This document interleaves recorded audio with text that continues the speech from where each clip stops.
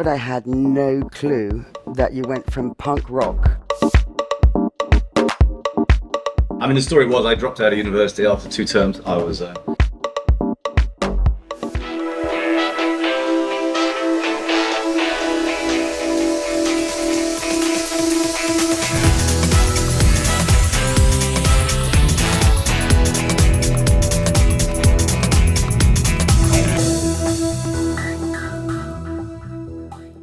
So, John, I've known you for a few years, but I had no clue that you went from punk rock and then into getting the Ernst & Young Entrepreneur of the Year award. I mean, that kind of massive leap seems to be a strange one, actually. my whole life's been quite a strange progression, actually. I've gone from thing to thing. I mean, the story was I dropped out of university after 2 terms. I was a uni dropout, and I thought I was the best guitarist in the world. So I went to London, Dick Whittington. I was at York University, went to London to play guitar. And I soon discovered I was actually the worst guitarist in the world. I'd got the word wrong. And in 1980, you couldn't get a job in a punk band in England. You had to be pretty bad at playing guitar.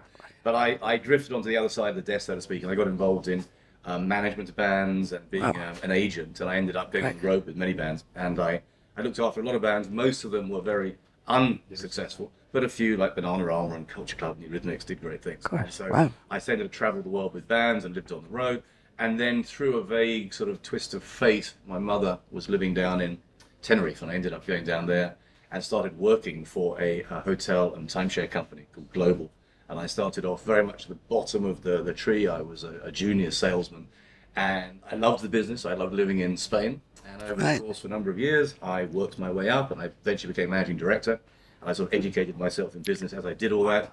And then in 1993, I spoke at a conference in India, and I saw just huge potential. I saw this country with an emerging middle class. I saw beautiful destinations like Goa and Rajasthan. I saw cheap ability to buy land and develop. And so I went back to my bosses at the time. I was the managing director, they were Americans, and I tried to sell them the idea of India, and they laughed. They thought India was third world and full of beggars and lepers and whatever. So I took a gamble. I cashed in, I resigned, I cashed in, I sold my flat in London, and I persuaded a few brave souls to join me, and we ended up on the beaches of Goa, like Christopher Columbus in reverse, really. We set sail from Spain to find the Indies and went into India rather than the other way around. And we started off with our first resort. It was vastly underfunded. Should never really have worked. If I look back at it, we had one computer between everyone, and the salespeople used it in the day, the marketing in the evening, and the accountants used it overnight, because everyone hates accountants. So they can Indeed. We started off selling to the Indian market, and then over the years we grew and grew and grew, until we now have 45 resorts, and we are in Europe and India and Bali and Southeast Asia and Australia. And along the way, I was put up this award, Ernst & Young Entrepreneur of the Year. I was very, very honoured that I won it. It was a great accolade. And over the years, I now teach at Yale University, which is a fantastic honour, being a uni dropout, and various other things have come. So it's been a strange life so far, and I'm deeply suspicious of entrepreneurs that say they have a long-term strategic business plan. In my experience, it's usually just about grabbing opportunities as they come along. Being super flexible and taking plunges, right? I mean, basically, you take a plunge and a plunge and a plunge, and you always... The reason I'm successful is I'm stupid. I'm very too stupid to realise the risk of some of the plunges I take. Well, also not knowing that they could fail, therefore you come in with a huge sense of optimism, which is an energy, right? It's a vibration that you have. I'm totally happy. I mean, I'm a great believer in the concept that if you can believe in something, if you can visualize something, then often that will actually happen. And I think a weakness of people is they're frightened of that. I mean, there was this book by Malcolm Gladwell a number of years ago called Blink, when he talks about you make a decision in the blink of the eye, because your brain is like a supercomputer. We don't really understand it. And whether you call it gut feeling or serendipity or divine intervention, you make a decision. A lot of people fail because they make a decision and then they second guess themselves for days or weeks or whatever, and almost inevitably they change their mind, whereas the decision is made quickly. And one of the skills I think of business is running with that decision. And isn't those decisions are also made because if you don't make it, you practically die? I mean, basically, those kind of quick... I mean, you're doing it out of necessity to have to make that quick decision. And I think the success of there's pressure. There's a lot of pressure. A small company, in a big scheme of things like ours, I always say we're a big, small company rather than a small, big company, is we can make quick decisions. And it's a little bit like how the Ukrainians, for instance, are doing so well against the Russians.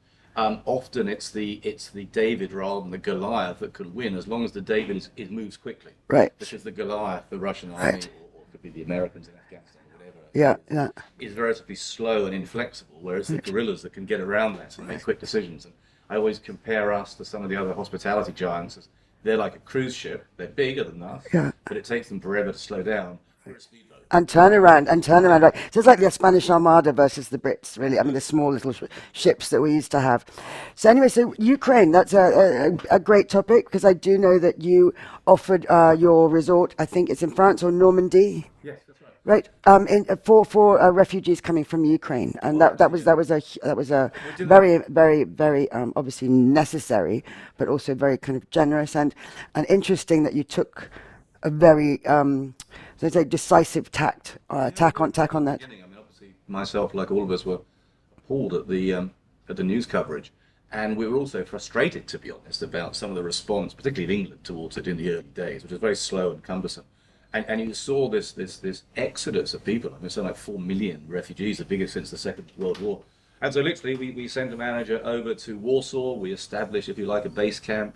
We set up a deal with some coaches, and we literally found refugees, or provided a channel, a little like with the Jews in the Second World War, a channel for them to get, if they had to get themselves across the border, but then we provided transportation all the way to Normandy, and we filled our resort up, I think it was in 36 hours. It was incredible. And so now we have them there, and I mean, happy, no one's happy being a refugee, but we don't actually call them refugees, by the way, we call them guests. Because, Right, of course. as I said before, it is really stunning that there are people like you and I. I mean, these aren't necessarily the refugees want to Right. these are people who had jobs and normal lives, who are middle class, but in a second their house was shelled and everything, including relatives and their belongings and everything, literally goes up in a puff of smoke. Right. They have to relocate and get out quickly from the town before the Russians come in. So it's very gratifying, and it's something that we're very proud and happy to do. I wish I had more resorts I could do it with. To be honest. Right.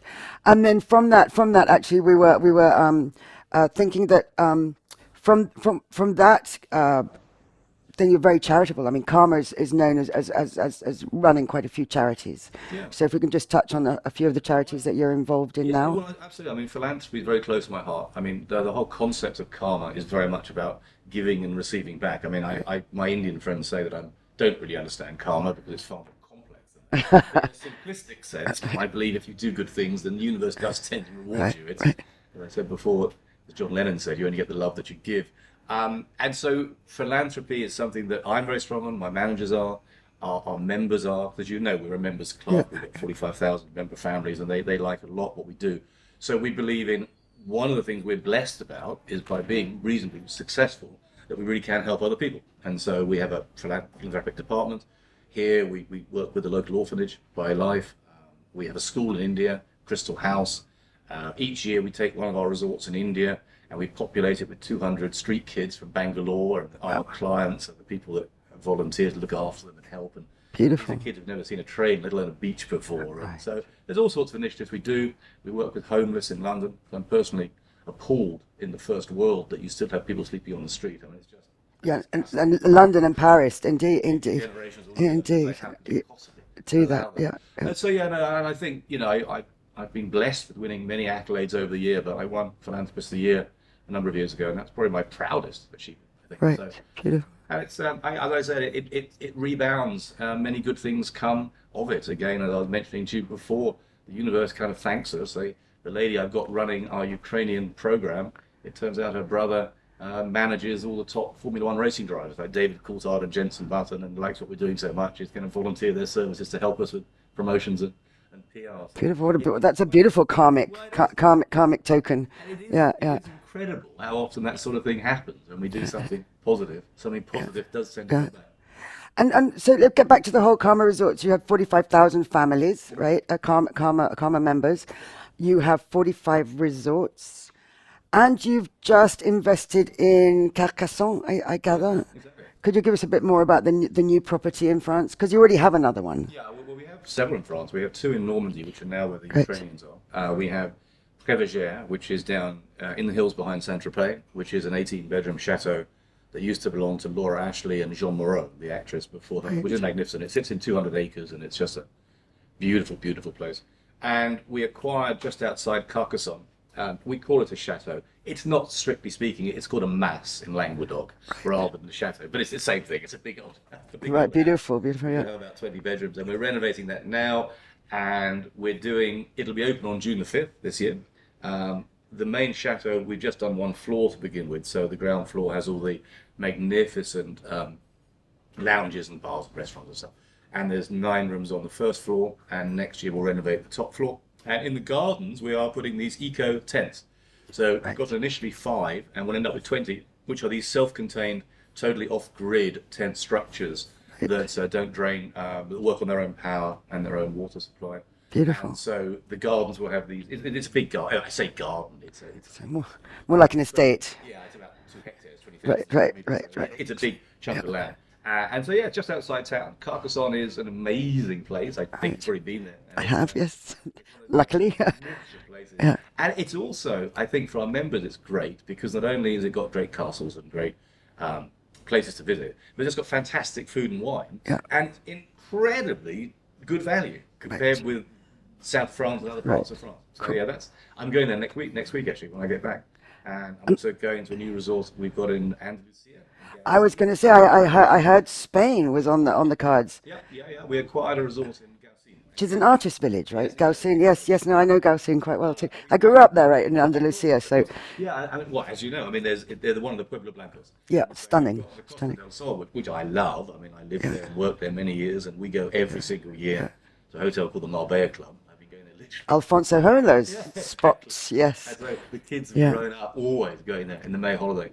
And again, it was through a total accident that it was the mayor of Gaucine had heard of me and us, and he approached us that the Ayuntamiento in Gaucine several years ago, I don't quite understand why, but someone obviously said to them, what you want to do is develop a hotel. And so they developed a hotel, and it didn't work because, no disrespect to the mayor of Gaucine, but normally an Ayuntamiento running a hotel is not a very good idea. Like also you need to run the mayor of a town. Right, yeah. Anyway, so we came to a deal and we've leased it off them for 35 years. And Beautiful. invested the capital to bring it up to speed. And it's just outside the village. It looks right down. In the background, you can see the Rock of Gibraltar.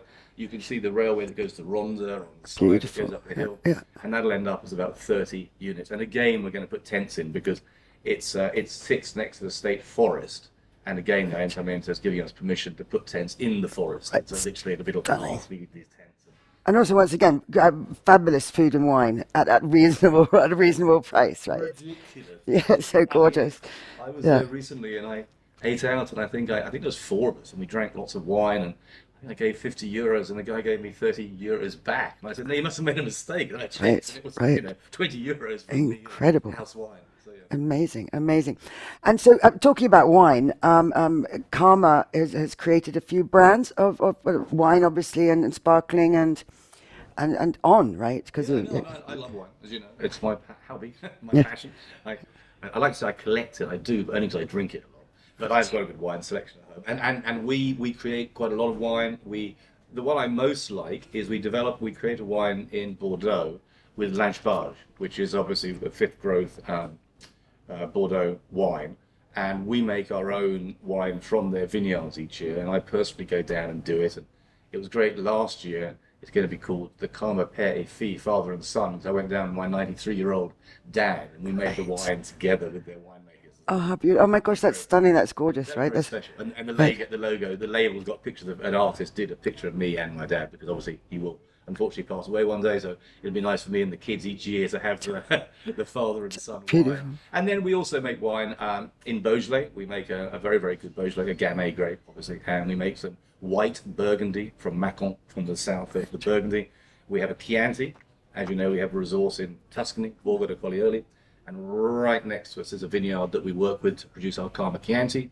Our sparkling wine we make in Sussex, which is literally England. When I was growing up at a place called Hurstpere Point, I could see the South Downs, and the vineyard we worked with to make our wine was literally on the South Downs at a place called Ditchlings.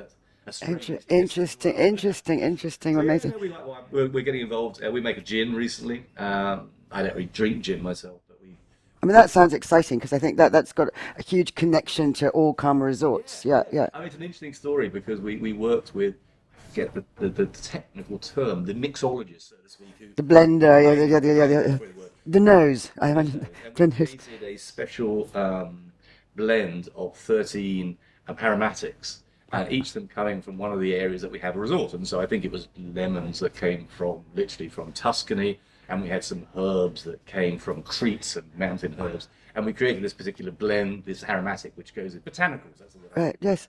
So there's a little bit of each Karma or 13 Karmas resorts in each bottle. So you can, That's fantastic. happily get drunk somewhere and think of what Yes, resort. beautiful. I think that's such a great idea. And so, going on, so we've done the Carcassonne. You also, I was very interested when you bought a house in England that King Henry VIII used to live in. Yeah, we acquired, during lockdown, we acquired a resort called Salford Hall, which is in the Cotswolds. I mean, technically it's 1 mile outside the Cotswolds, but it's that Cotswold region. It's just near Stratford-on-Avon, actually. And yeah, the history on it's unbelievable. I mean, Henry VIII nicked it when he did the reformation of the monasteries. And before that, it was owned by the Abbey at Evesham Priory. Evesham, okay, yeah. One of the interesting stories about it is the original part of the building dates back to 1380, when the Evesham monks used it to house visiting dignitaries. And so if you're coming from Rome or you're coming from Lourdes to, I don't know, Pilgrimage, something. pilgrimage, or you're coming to pray, or maybe you're having a big party and drinking, Right, right. that's where they parked you. And so we can honestly say it's one of the oldest hotels in England. Wow. And does it, All Oakley beaming, does like it, Scooby-Doo Mansion. right, does it have priests, caves and holes and tunnels and all that? The escaping, No, we've got a priest hole because Right. it was also it was involved, tied up in the gunpowder plot. Right. So you may well know, but Guy Fawkes and a lot of the conspirators, Captain Digby would be one of them. of course, Yes. they came from that Oops. area. So that Yes, whole right, area was right. a Catholic hospital. Yeah. And so we have this priest hole, and there is the legend of, although we haven't unearthed it yet, a tunnel that goes from it was the dining hall, but it was really secretly a church, and there was a tunnel which led into there, and there's a priest hole just outside, which still there. So it's fascinating. That I mean, a history, Quite yeah. weird. When I did it, you probably know, we employ a white witch, and so we always clear our Right. properties. Right. And she cleared it all, although she said, just, I can't touch that priest hole. Right, interesting. So, have you ever thought to do the history of the Karma resorts? I mean, are you doing like a massive, like almost like encyclopedia Karma book? No, very much so. I mean, and we did a book on that property. We did a book on Previgere, on the history of that. Right. That's got a very storied history, going back into the 70s with some wild parties. I mean, in fact, a funny story.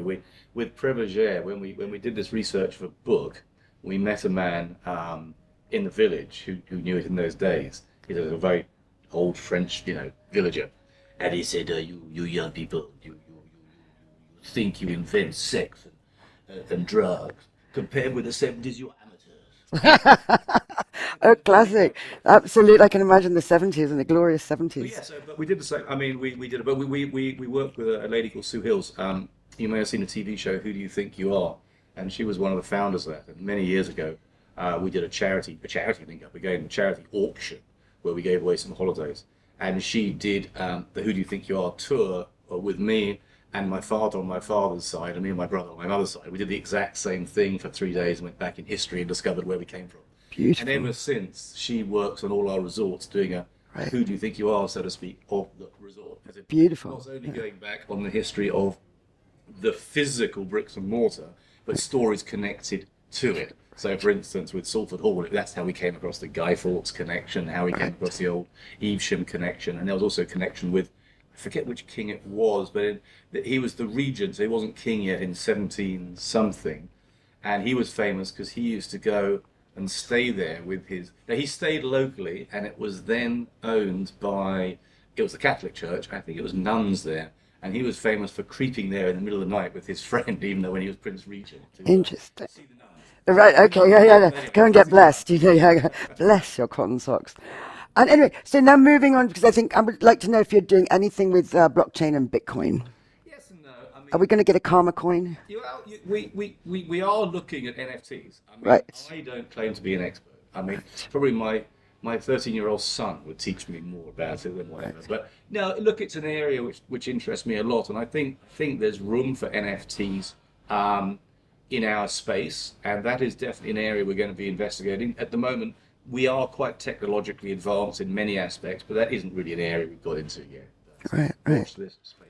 But a karma coin, I think a karma coin, it'd be fantastic. I mean, 45,000 family members, right? So karma coin would be quite... But equally on an NFT, I mean, I think, Yeah. you spin it, I think there'll be a big demand from that. Yeah. It also, to be candid, ties in with what we're doing, which is a very conscious move into talking to a younger consumer. I mean, Right. a number of years ago, I spoke at a conference, and there was a very wise other speaker, and we were talking afterwards, and he had a very good point. He said that the reality in life is that an entrepreneur starts his business in his early 30s or 20s or whenever it is when you're young. I mean, they used to be late 30s, but now with tech, it's probably in your teens. But Yeah. you start at a certain age, Yeah.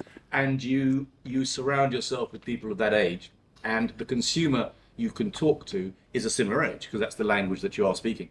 And if you're lucky enough and you're successful, you go forward in time, and we're now almost 29 years history of our company. Inevitably, you get older, and the consumer gets older with you, and the people around you get older, and you talk a lot about how you've got to reinvent yourself by talking to a younger generation. But the only way you'll do it is by employing people that are younger and totally changing your paradigm. So And listening to them. Yeah, exactly. That's starting a new division where we're going to be doing resorts. For instance, our land, the Stiff Chili, on the way up the Bukit, that is going to be designed as essentially a surfer resort, surfer and backpacker, which will be much smaller rooms we normally do, probably only 18 square meters, but quite a big lounge, because people, that generation doesn't have too much time in their room. And obviously a shuttle bus to bring them here to our beach club or to go to the surf spots. We are, as you know, we've got a resort over in Gili Meno, and we're looking at acquiring... Love that resort, yes. Yes, great. And we're looking at acquiring a new one in Gili Trawangan, Great. which will be targeted primarily at the... Younger, yeah, right. So again, we have a resort in the Philippines, in Palawan, and again, that's going to be geared much more towards the younger market. And so we see selling memberships into that market at a quite reasonable price. Because obviously what we want is a lifetime relationship with clients. Yeah. And our members now, the average age is probably late 50s. So we want to re-engineer that and go for a younger crowd. So, and just to wrap up here, you're going to be 30 next year. Come on. Any, We're 29 in November. So in November. The following year. Which is, are you going to do a Karma 30th? I mean, are you going to do massive anniversary parties and? We did a big 20th, then 25th. Yeah. I mean, I only feel 21, so I'm a bit worried how the company can be older than I am. Right. But yeah, no, we'll do a mega party here. And, I mean, one of the things which I'm very proud of is the number of people that have been with us for that sort of time. Right. I mean, you'll see on the stairs there, a sort of wall of loyalty. These are people who've been with us 20 years. And staff and guests. Oh, staff, yes. I mean, we've got many. I was going to say, I think there was a couple. I was going to say a couple last night who flew in. Oh, absolutely. Right, for a wine dinner that you did, the Calo Winication. Exactly. Yeah. The loyalty of our members is stunning and very sort of humbling. And also staff, many of them. Probably, I mean, we've got several thousand that have been with us over 20 years. Right. And so we'll do big parties, and we'll drink like fish, and we'll celebrate it. And we're doing actually what is great, talking of With a Karma branded wine, Karma branded gin. we're doing a party. We do a thing called a senior management team, where we take our top 40 people away each year, and we haven't done it for 3 years, obviously because of lockdown. Right. And so I'm really happy we're doing that again next month. And we're going to take them on our newest resort, which I bought a cruise ship on the Nile that goes between Luxor and Aswan. And so we're going to christen it by all of us going and see Tutankhamun's tomb and Valley of the Kings. Beautiful. And a few people might be fed to crocodiles on the way. Right. and lastly, I gather you're doing you've got something in Scotland, and you're creating a single malt. We are. I mean, the Scottish resort is fascinating. This was again a total accident. During lockdown, I heard about it. It's called Karma Lake of Menteith, and it's on a lake which is about an hour. It's on the Highlands, so just south of the Highlands. It's an hour north of Glasgow, near Loch Lomond. Right, beautiful. It's got an amazing history because you may not know this is the only lake in Scotland, and it's called the Lake of Menteith, and it's a fascinating reason why. Because you remember in William Wallace, Braveheart. Yes. Mel Gibson, when he was betrayed, essentially. I mean, he probably should have beaten the Brits, but he was betrayed by some Scottish nobles. And one of the nobles who betrayed him was the Laird Menteith, so the lord of this area. And he had a castle on the Loch, as it was known then. And after William Wallace was disemboweled and taken to London and cut up, the locals a few years later wanted to get their own back, and so they went and they killed the Laird Menteith, they killed his family, they killed anyone connected to him, they dismantled the castle, they put salt on it so no one could do it again, and they'd run out of things to do, and so they turned to the Loch and said, you can never be called a Loch again, because you betrayed us to the English. For eternity you shall be a lake.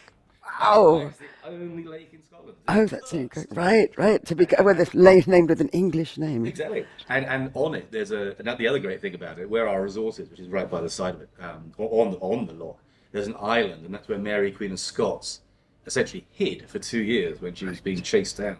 And from where we are, that's where they would ferry over the food and provisions for her in an old abbey on this island. And there's amazing trout fishing there, some of the best trout fishing in Scotland. And obviously an aquifer, if you're making your whiskey. Yeah, absolutely. It's perfect water. And a whiskey distillery near there, which we are going to be making our own whiskey. So And Jensen Button's going to be coming on board to that. Oh, so we're all going to get tickets to F1. So we'll be having the Jensen Button whiskey there. Oh, fantastic. John, it's been a pleasure. Thank you so much. Brilliant. Thank you. Always gorgeous to catch up.